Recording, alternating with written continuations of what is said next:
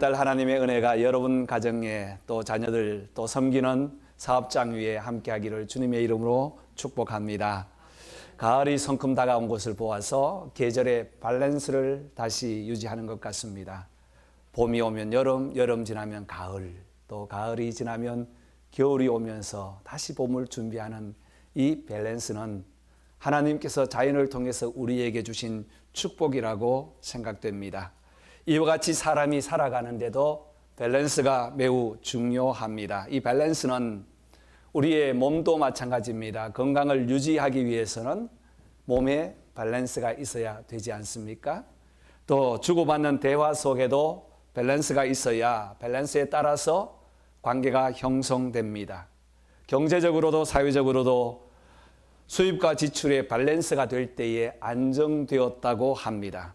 여러분 오늘 차를 운전하고 오셨지만 차 바퀴 4개의 에어 밸런스, 공기가 밸런스가 맞을 때 차가 한쪽으로 기울어지지 않고 안전하게 운전할 수 있으며 또한 가스도 많이 절감될 것입니다. 우리의 신앙생활도 마찬가지고 교회도 마찬가지입니다. 교회 안에서 믿음은 좋은데 그 믿음에서 생활로 적용이 되지 않을 때 밸런스가 뒷받침되지 않는 것이죠. 믿음과 행위, 행함의 밸런스가 이루어질 때에 우리는 건강한 신앙생활을 할 수 있고 건전한 신앙생활을 할 수 있습니다. 10월달은 종교개혁의 달입니다. 믿음과 행함으로 우리의 신앙의 밸런스를 이루어가는 개혁이 있기를 주의 이름으로 축원합니다. 저는 10월달에 어떤 말씀을 전할까 준비를 하다가 야고보서 전체를 한번 살펴보자. 믿음과 행함의 밸런스를 어떻게 맞춰야 하는가 하는 부분을 생각하면서 야고보서를 함께 매주일마다 5번에 걸쳐서 말씀 나누기를 원합니다. 야고보라는 인물, 제임스라는 인물은 성경에 많은 사람들이 그 이름을 가지고 있습니다. 구약 말씀으로는 제곱, 야곱이라고도 하는데요. 세베대의 아들 야고보도 있고 작은 야고보도 있습니다. 그런데 이 야고보서를 기록한 야고보는 예수님의 제자라고 학자들은 그렇게 봅니다. 그는 처음 예수님을 믿지 않았다가 예수님께서 십자가에 달려 죽으신 그 부활 이후, 사건 이후에 예수님을 믿고 예루살렘 교회의 충성스러운 일꾼, 장로로서, 감독으로서 사역을 했다고 역사학자들 말씀하고 있습니다. 야고보서 1장 1절에 보면 하나님과 주 예수의 그리스도의 종 야고보는 이라고 시작합니다. 흩어져 있는 12지파에게 문안한다. 신약시대에는 12지파라는 말을 쓰지 않았는데 그는 12지파에게 문안하면서 그를 소개할 때에 예수 그리스도의 종 야고보라고 자신을 소개하고 있습니다. 저는 말씀을 묵상하다가 야고보가 적어도 예수님의 동생 야고보라고 표현했으면 얼마나 더 권위가 있었겠는가라는 생각을 해보았습니다. 그러나 그는 그렇게 하지 않았습니다. 오직 높이실 분은 하나님과 예수 그리스도밖에 없고 자신은 종으로서 살아가는 것이 만족한 겸손의 모습을 보인 그를 볼 수 있습니다. 그는 믿음과 행함을 강조하면서 행함 없는 믿음은 죽은 믿음이라는 말씀을 야고보서에 기록하면서 전체 모두가 믿음과 행함의 조화를 이루어야 된다 하는 것을 강조하고 있습니다. 그래서 오늘 첫 번째 주일은 믿음과 행함의 균형이라는 제목으로 함께 은혜를 나누고자 합니다. 균형 잡힌 신앙, 균형을 이룬 밸런스를 이루는 신앙은 어떤 신앙일까요? 2절 말씀에는 내 형제들아 너희가 여러 가지 시험을 당하거든 온전히 기쁘게 여기라 라고 시작합니다. 균형 잡힌 신앙은 시험이 올 때에 온전히 극복하며 시험을 극복하는 신앙이라고 볼 수 있습니다. 이 편지를 쓰고 받을 때는 많은 핍박을 받아서 흩어진 성도들이 있었습니다. 예수를 믿는 이유 때문에 사실 초대교회는 핍박을 빼버리면 기독교라는 그 이름이 정말 허무할 정도로 핍박 가운데 있는 성도들이었습니다. 그들에게는 생계 문제가 있고 건강에 문제가 있고 미래를 계획하는 그런 꿈 같은 소리는 핍박 시대에는 맞지 않는 이야기였습니다. 그러니 믿음으로 사는 것이 얼마나 힘들고 어려웠겠습니까? 그 중에서 믿음으로 사는 사람들 중에 두 부류로 나누어지는데 믿음이 있다고 하면서 살아가는데 급급하여서 세상과 믿음을 짝하여서 살아가는 사람들이 있는가 하면, 어떤 사람은 믿음만을 강조하면서 행함이 뒷받침되지 않는 사람들이 있었습니다. 그리고 당시에는 헬라가 지식과 문화로 유혹을 했다면 로마는 힘으로서 기독교인들을 핍박하던 시대였기 때문에 한 가지 시험이 아니라 여러 가지 시험을 당하거든이라고 했습니다. 이 당한다는 표현은 내가 거부한다 할지라도 밀려오는 것이 당하는 것입니다. 한두 가지가 아니었습니다. 몇 가지였습니까? 여러 가지였습니다. 마치 이런 것입니다. 겨우겨우 이렇게 살아가려고 이제 아지터, 즉 집을 마련하고 살아가려고 하는데 갑자기 비가 오기 시작합니다. 준비된 집에 지붕이 휙 날아갑니다. 바람이 불어왔습니다. 그래서 움츠려 있는 동안에 다시 바람이 불더니 옆에 있는 큰 나무가 덮쳐서 집을 완전히 그냥 덮어버리는 그러한 아픔 가운데 있는 한 가정을 우리가 한번 생각해 보자고요. 겨우 나무 사이에서 생명을 구했다고 안도의 한숨, 자녀와 함께 한숨을 쉬고 있는데 산사태가 일어나서 진흙이 쫙 흘러오더니 앞 전체를 쫙 그냥 깔아버립니다. 그런데 다행히 생명은 아직도 해하지 않았기 때문에 안도의 한숨을 쉬는 형편과 같지 않을까 생각해 봅니다. 여러분, 사람들은 이러한 어려움을, 여러 가지 시험을 당할 때는 몇 가지의 반응이 있습니다. 모든 남의 탓으로 돌립니다. 바람이 불어서 비가 와서 환경이 좋지 않아서 남의 탓으로 돌리며 핑계하거나, 또 어떤 사람들은 실수라고 하면서 정당화하면서 병명을 하는 사람들이 있습니다.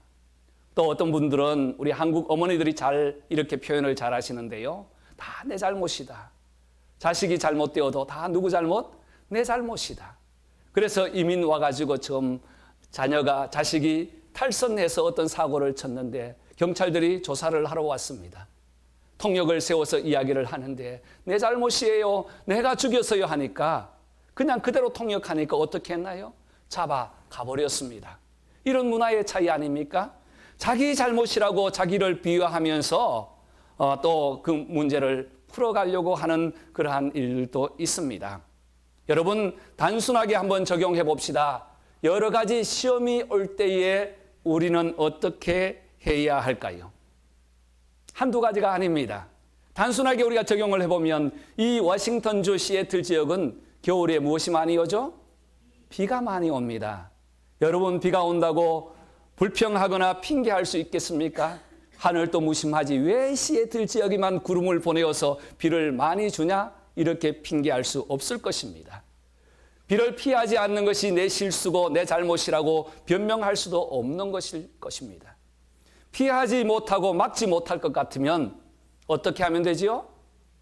예, 감사합니다. 즐기면 됩니다.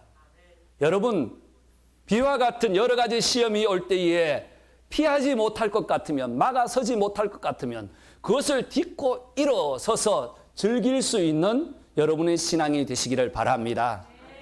이 즐길 때 파도 타기를 하다 보면요, 즐김이 있어야 파도 타기가 됩니다. 서핑을 하거나 파도 타기를 할 때에 가장 먼저는 힘을 빼라고 하죠. 그리고 파도를 잘 이렇게 타야 그것이 파도를 탈 수 있습니다. 모든 운동이 마찬가지입니다. 힘을 빼고 즐길 때에 거기에서 다시 한번 새로운 극복의 힘을 갖게 되는 것입니다. 그래서 저도 작년에 우의와 장화를 샀습니다. 비가 많이 올 때에 우의를 착 입고 그랬더니 어디 공사 가냐고 집사람이 묻더라고요. 노란 색깔의 번쩍번쩍 야광 있는 것 입고 장화를 신고 한번 시내를 다녀보았습니다. 새로운 의미와 기쁨이 있더라고요. 비가 오는 것을 막지 못하면 비를 즐기는 것처럼 저와 여러분에게 여러 가지 시험이 온다 할지라도 그 시험을 극복하는 믿음을 갖기를 주의 이름으로 축복합니다. 성경은 시험 당할 때 어떻게 하라고 했는가? 시험 당하거든 온전히 기쁘게 여기라. 여러분, 이 말이 쉽습니까? 정말 이 한 문장 속에는 이해할 수 없는 배경들이 다 깔려 있습니다. 이해할 수가 없어서 제가 영어 성경을 잠시 보았습니다. NIV에서는 순수하게 기쁘게 여기라고 했어요. 그리고 킹 제임스 버전에서는 all joy라고 되어 있습니다. 모든 기쁨을 가지라고 되어 있습니다. 어떻게 시험이 오는데, 그것도 한 가지가 아니라 여러 가지가 오는데 온전하고 순진하게 순수하게 기쁨을 가질 수 있겠습니까? 하나님께서 은혜를 주시지 않으면 감당할 수 없다는 거예요. 그렇다면 어떻게 시험이 올 때에 온전히 극복할 수 있는가? 첫 번째, 저는 내 형제들아 라는 말에서 은혜를 입었습니다. 여러분, 이 야고보 선생님은 초대교회 예루살렘 교회에 야고보 편지를 있을 때에 어른으로 교회에 있습니다. 그런데 편지를 받는 사람들이 물론 전형적인 인사이지만 형제들아 하는 말이 얼마나 부드럽게 들리는지요. 우리는 믿음 안에서 다 하나님의 자녀로 brother and sister가 된 줄 믿습니다. 형제들아 하는 말은 어떠한 어려움이 있어도 찾아가면 안아주고 두드려준다는 의미를 가지고 있습니다. 비록 늦게 예수를 믿었지만 예루살렘 교회를 섬기면서 바나바를 안디옥에 파송하고 바울을 도닥거려주는 그 일을 했던 어른으로서 흩어진 성도들이 힘들어하고 울고 또 찾아가고 싶은 위로자가 있을 때에 형제들아 하는 이 편지를 받을 때 얼마나 감동이 되고 위로가 되었을까라는 것을 생각해 보았습니다. 형제들아 라는 이 말은 힘들면 찾아와. 힘들면 언제든지 와. 오면 괜찮아. 수고해서 하고 등을 두드려 줄 수 있는 넉넉한 마음. 멀찌감치 서서 고개를 끄덕이며 가끔은 실수를 할지라도 어떻게 풀어가는가를 보면서 기다려주는 아버지의 마음, 끝까지 위로하는 어머니의 마음, 여기에 다 포함되어 있는 형제들아라는 말로 저는 적용해 보았습니다. 사랑하는 성도 여러분, 오늘 이 시대에도 위로가 필요한 시대입니다. 형제들아 하는 이 마음 또 표현처럼 우리 모두는 위로하는 자로서 은혜를 입었고 위로받는 기쁨을 누리게 됩니다. 저와 여러분이 함께 위로하고 또 위로받을 때에 형제들아, 그것도 내 형제들아 하는 이 한 단어처럼 우리 켄트 교회 모든 성도들이 서로 위로하고 격려하는 귀한 은혜의 성도들 되시기를 주님의 이름으로 축복합니다. 여러분의 가정, 우리의 가정에도 이런 분들이 많았으면 좋겠습니다. 교회에도 이런 분들이 많으면 교회는 화기애애할 뿐 아니라 사회에서도 이런 분이 많으면 아름다운 사회가 만들어질 것입니다. 두 번째, 온전하게 이길 수 있는 비결은 예수님의 말씀을 기억하면 온전하게 이길 수 있습니다. 예수님이 말씀하셨죠. 요한복음 16장에서 이제 제자들과 함께 내가 하늘나라로 간다, 고난받으러 간다, 또 나는 떠나야 한다, 여러분과 함께 헤어져야 한다 하시면서 성령이 오시면 모든 것을 깨닫게 하시리라 하는 말씀을 주셨습니다. 그때 요한복음 16장 33절에서 이렇게 표현하죠. 너희가 세상에서 환난을 당하나 담대하라, 내가 세상을 이기었노라. 할렐루야. 예수님께서 세상을 이기셨대요. 아직 십자가에 달리지 않으셨습니다. 죽지 않으셨습니다. 그런데 예수님께서는 앞으로 될 일을 아시고 이미 이겼다고 선포해 주셨습니다. 여러분, 신앙이라는 것이 바로 이런 거예요. 온전하게 이길 수 있는, 극복할 수 있는 신앙은 내일의 기쁨, 영광을 오늘로 당겨서 오늘의 고난을 이겨내는 거예요.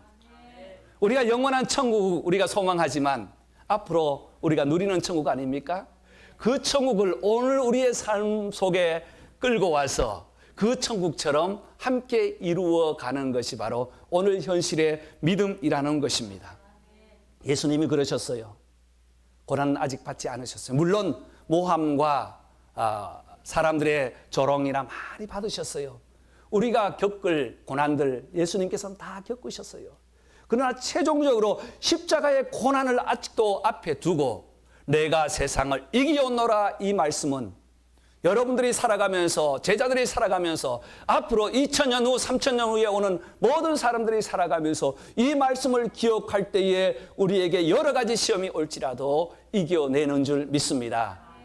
예수님께서 이겨내신 것처럼 저와 여러분들도 여러 가지 시험을 온전하게 극복하는 성도들 다 되시기를 주님의 이름으로 축원합니다. 두 번째 균형 있는 신앙은요, 인내심의 훈련이라는 사실을 기억해야 할 것입니다. 3절과 4절 말씀 보시면 이는 너희 믿음의 시련이 인내를 만들어내는 줄 너희가 알미라 라고 했습니다. 그리고 4절에는 인내를 온전히 이루라고 합니다. 왜냐하면 너희로 온전하고 구비하여 조금도 부족함이 없게 하려 함이라. 믿음과 행함의 균형 속에는 인내가 빠지면 안 되는 것입니다. 여러분, 우리에게 여러 가지 시련들 가만히 생각해 보면 두 가지로 구분할 수 있습니다.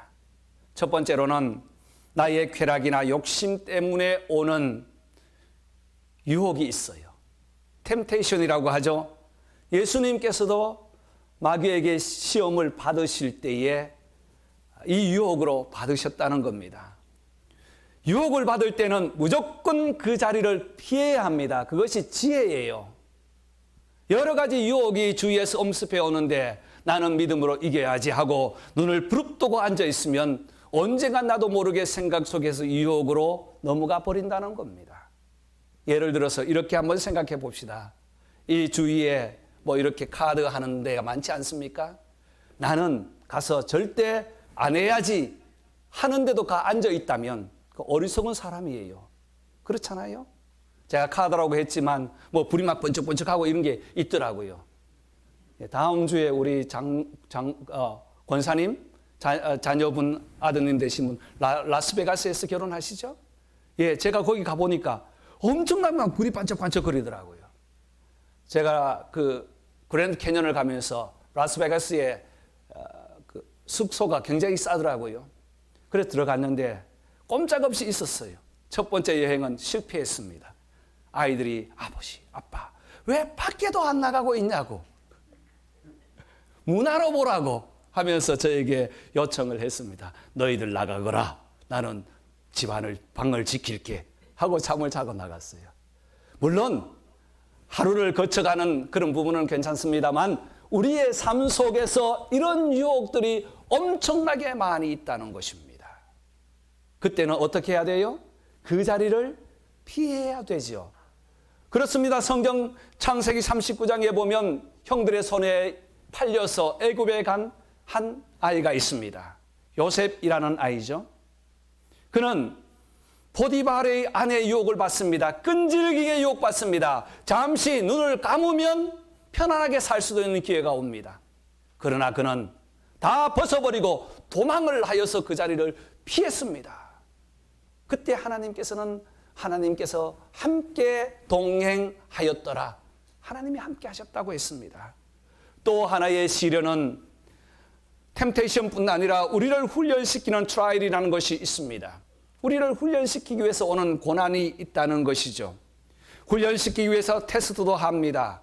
그때는 무조건 참아야 합니다. 기다려야 합니다. 성경에 다니엘 같은 사람이 있습니다. 다니엘은 그 어린 소년의 나이에 바벨론에 팔려갔습니다. 잡혀갔습니다. 그런데 그 시련 중에도 참고 인내했습니다. 사자굴에 들어갑니다. 풀무불에 고난도 받습니다. 여러 가지 유혹도 받지만 참고 인내하며 고난을 극복하였습니다. 하나님께서 그를 인정해 주어서 바벨론의 총리로 세워주셨지 않습니까? 여러분, 그러므로 인내 속에는 하나님의 기다림과 사람의 참음이 있을 때에 그 인내가 진정한 훈련으로 우리에게 다가오는 것입니다. 로마서 5장 3절에는 환난 중에 즐거워하나니 환난은 인내를, 인내는 연단을, 연단은 소망을 이루는 줄 알미라 라고 했습니다. 야고보 선생님은 이 인내를 소개하면서 야고보서 5장 11절에 내가 욥의 인내를 들었고 주께서 주신 결말을 보았거니와. 누구의 인내요? 욥이라는 사람을 소개하고 있습니다. 욥이 누굽니까?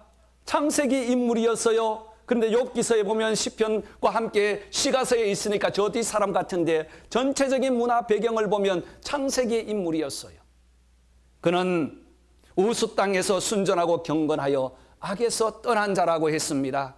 그런데 이유 없이 고난이 왔습니다. 가축을 다 빼앗겼습니다. 사고로 자녀들이 다 죽었습니다. 와이프마저도 하나님을 저주하라고 합니다. 위로한답시고 친구가 왔는데 위로가 아니라 변론만 하고 서로 토론만 하는 그 위기 가운데 있었습니다.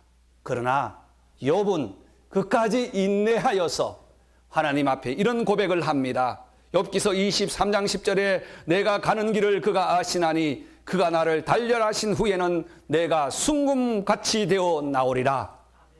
그가 나를 단련하신 이후에는 마치 한 철을 녹여서 대장간에서 때리고 부수어서 모든 재질이 완전히 변화되어서 새로운 재질로 만들어지는 것처럼 나를 정금같이 순금같이 만들어 주신다고 고백했습니다. 여러분, 이것이 바로 믿음과 행함의 균형, 인내심의 훈련이라는 것입니다. 여러분, 혹 지금도 여러 가지 어려움 가운데 또 결정하지 못하는 문제, 여러 가지 일들이 있을 수 있습니다. 하나님 앞에 유혹은 피하고 시련은 한 인내로서 극복하시기를 바랍니다. 그때 정금같이 다시 세워지는 역사 있는 줄 믿습니다. 그런데 문제에는 한계가 있습니다. 어떤 한계가 있는가? 하나님 앞에 한계가 있다는 거예요. 자신의 경험이 아니면 깨닫지 못하는 지혜의 한계가 있습니다. 그래서 오늘 말씀에도 보면 지혜를 구하면서 하나님께 나가라고 다시 권고하고 있습니다. 4절 말씀에 인내를 온전히 이루라. 이는 너희로 온전하고 구비하여 조금도 부족함이 없다. 5절에서는 지혜가 부족하거든. 그렇게 살고 싶지 않은 사람이 누가 있겠어요? 피하고 인내해서 확 풀리면 되는데 거기에 또 꼬여가지고 거기에 주저앉을 수도 있다는 것입니다. 무엇이 부족하기 때문에? 지혜가 부족하기 때문에. 성경에는 우리가 살아가는데 두 가지가 꼭 필요하다고 합니다. 하나는 지식이에요. 학습을 통해서 알아가는 지식. 이 지식은 우리가 미래에 어떻게 할 것인가 하는 준비 아닙니까? 고등학교를 마치고 대학을 가는 것은 앞으로 대학을 마치고 사회에서 어떻게 살 것인가 하는 것을 준비하는 것이죠. 그래서 열심히 공부합니다. 내일을 위해서 준비하죠. 그래서 학습을 하거나 또는 인터넷을 통해서 여러 가지 정보를 통하여서 우리는 지식을 습득할 수 있습니다. 또 하나는 지혜입니다. 지혜는 습득해서 공부해서 되는 것이 아니에요. 어떻게 얻는가? 세 가지 방법에서 얻을 수 있어요. 하나는 자기가 살아가면서 깨달은 거예요. 아, 이렇게 해보니까 되더라. 아, 그렇구나. 내가 알지 못했는데 이렇게 해보니까 문제가 풀리었구나. 사람을 이렇게 만나보니까 대화해보니까 문제가 풀리구나 하는 거예요. 또 하나는 살아본 사람들의 이야기를 많이 들어보면 지혜롭게 됩니다. 그래서 백발은 영화라고 하지 않습니까? 오래 살아오셨던 분들의 이야기를 들으면 지혜를 건질 수 있어요. 잠언에 나와 있는 내용입니다. 또 하나는 지식과 지혜는 하나님을 찾을 때에, 하나님께 기도할 때에 하나님께서 주신다는 것입니다. 사랑하는 성도 여러분, 오늘 말씀에도 너희가 지혜가 부족하거든 후히 주시고 꾸짖지 아니하시는 하나님께 어떻게 하라? 구하라. 그리하면 어떻게 한다? 주신다는 것입니다. 이 말씀이 우리의 약속되기를 바랍니다. 하나님은 어리석다 미련하라 하시지 않으시고 위로하시면서 후히 주십니다. 넘치도록 주십니다. 누구에게? 모든 사람에게 주신다는 겁니다. 찾는 자에게, 구하는 자에게 주시는 거예요. 여기서 후히 주신다는 것은 양을 많이 주신다는 것보다는 주저하지 않고 너그럽게 주시기를 기다리고 계신다는 것입니다. 지금도 우리에게 은혜 주시기를 기다리세요. 복 주시기를 기다리세요. 우리에게 사랑을 주시기를 기다리세요. 그런데 누구에게? 구하는 자에게, 찾는 자에게 주신다고 말씀하십니다. 내가 줄 수밖에 없다는 것을 준비하고 계시다가 와서 구하면 내어주시는 우리 하나님 아버지시라는 것이에요. 그래서 우리가 예배를 드릴 때마다 이 예배를 드릴 때 가장 먼저 하는 것이 무엇입니까? 축복하지 않습니까? 축복을 많이 하면 많이 할수록 축복을 주시는 줄 믿습니다. 그래서 우리의 언어에서도 축복의 언어를 많이 하십시오. 우리의 언어에도 위로의 말을 많이 하십시오. 그러면 위로와 축복을 더 많이 주실 것입니다. 구할 때 어떻게 구해야 하는가? 6절 말씀 보니까 의심하지 말고 구하라고 했습니다. 여러분, 기도는 기도를 해서 응답받지 않아도 손해가 없는 것이 기도예요. 기도는 반드시 응답하여 주십니다. 때가 오늘이 될지 내일이 될지 우리 대해서 아니면 후손들에게도 은혜를 분명히 기도에 대한 응답을 주시는 것입니다. 그러므로 축복을 많이 하는 자에게는 무엇을 많이 받는다? 축복을 많이 받아요. 위로를 많이 하는 자에게는 무엇을 많이 주신다? 위로를 많이 주시고 사랑을 많이 한 자에게는 사랑을 주시는 것입니다. 그래서 6절 말씀에는 믿음으로 구하고 조금도 의심하지 말라. 의심은 바람에 밀려 요동하는 바다의 물결 같다고 했습니다. 그러면서 의심하지 않고 은혜를 받은 라합을 소개하면서 야고보서 2장 25절에는 라합을 소개하고 있어요. 정탐꾼들이 왔을 때에 의심하지 않고 도와주었고, 또 그들이 들어왔을 때에 약속된 줄을 묶어서 의심하지 않고 줄을 묶었고, 의심하지 않고 그들과 함께 구했더니 모든 도성이 사망 가운데 있었지만 라합의 가정은 건짐을 받았고 구원을 얻었더라는 내용이 여호수아 2장 4절에서 15절에 나오는 내용입니다. 사랑하는 성도 여러분, 우리의 신앙, 믿음과 행함의 균형을 이루시기를 바랍니다. 믿음으로 하나님께 기도하면 우리의 삶 속에서 적용하며 액션을 취할 수 있는 귀한 행함의 조화가 있기를 바랍니다. 첫 번째로는 우리에게 시련이 올 때에 온전하게 기쁨에 여기라. 죄악의 때를 기억하면서 감사할 때에 그 시간들을 이길 수 있을 것입니다. 그리고 우리에게 오는 모든 여러 가지 시험들 우리가 인내하면서 이길 수 있는데, 인내는 나의 노력이 아니라 욥의 인내처럼 하나님의 은혜라는 사실을 기억하시기를 바랍니다. 그리고 부족할 때에 먼저 하나님께 구하십시오. 그러면 후히 주시고 꾸짖지 아니하시는 하나님께서 다 들어주시는 줄 믿습니다. 이 믿음으로 10월 한 달 승리하는 저와 여러분 되시기를 주의 이름으로 축복합니다. 기도하겠습니다.